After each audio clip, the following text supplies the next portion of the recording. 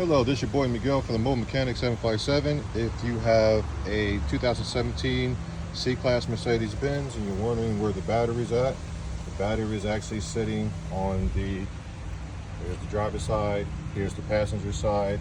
It's going to be up under these two covers right here. This is going to be sitting like this, which is going to be your air filter for your inside cabin. You just lift this completely up.